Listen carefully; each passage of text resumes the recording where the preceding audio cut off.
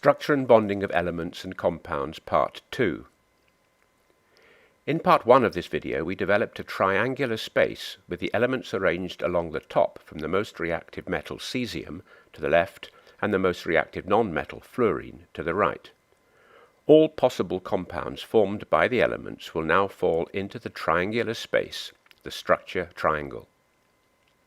When non-metals bond with each other, we get small, self-contained molecules, substances that are already gases or will vaporize easily. These are called volatile. Don't confuse this with being reactive. Consider chlorine. Its 7 outer electrons are held by an effective nuclear charge from the nucleus of +7, as we saw in Part 1 of this video. As 2 chlorine atoms approach each other, they attract, and their 2 lone electrons pair up, filling the outer shells of both atoms. We now have a covalent bond formed by the attraction of the 2 electrons and the 2 nuclei. If a third chlorine atom approaches, there is no room for its electron in the outer shell of the atoms already there, so it is unable to bond. Thus chlorine, the element, exists as a set of independent diatomic molecules. The same form of covalent bonding occurs between any pair of non-metallic elements because the outer shells quickly become full. Thus, most compounds between non-metallic elements are volatile. That means that they evaporate easily or are gases. Here are some drawn on our triangle: molecular covalent bonding. We now consider 2 metal atoms which approach each other. As these sodium atoms approach, their electrons overlap and a molecule will form, because there is plenty of room in their outer shells. Such molecules do actually exist, for example in sodium vapor streetlights.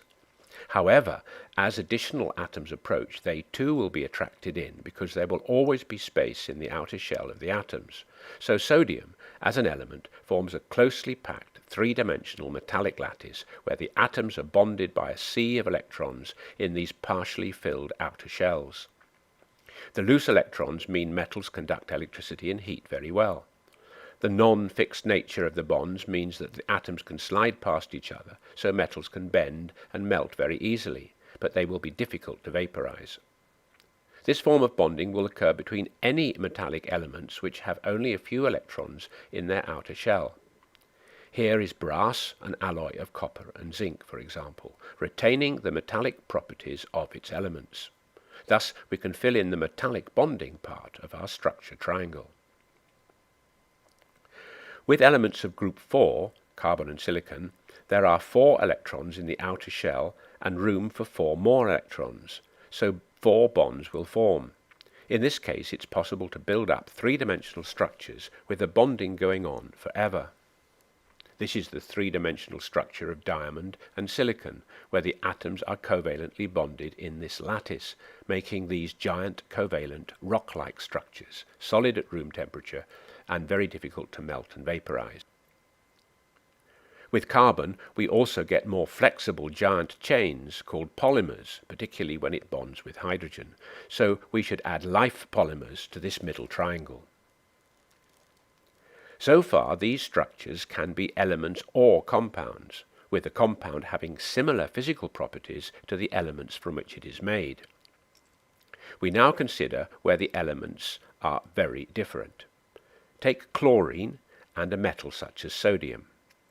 The effective nuclear charge holding the sodium electron is only +1 compared with +7 from chlorine, as we saw in Part 1 of this video. So the molecule will be highly polarized, with the electron pulled strongly from the sodium to the chlorine, leaving the sodium positively charged and the chlorine negatively charged. When the ions are packed in a 3-dimensional lattice, the structure is stabilized and we have ionic bonding. Because the ions have strongly fixed positions, ionic crystals are brittle, with high melting and boiling points. When dissolved in water or melted, the ions can move and the solution or melt conducts electricity. These ionic properties are completely different from the contrasting properties of the metal and the non-metal that we started with. So to summarize, when 2 atoms approach, they have the possibility to bond if there is space in their outer electron shells. Non-metallic elements will tend to form self-contained small molecules, giving rise to volatile solids, liquids, and all gases. That's molecular covalent bonding. Compounds of carbon and silicon will give rise to brittle rock-like or polymerized giant structures, giant covalent bonding. Metallic elements will bond together to form metallic structures with loose electrons, metallic bonding. And if a metal bonds with a non-metal, we get ionic compounds with properties totally different from their elements, ionic bonding.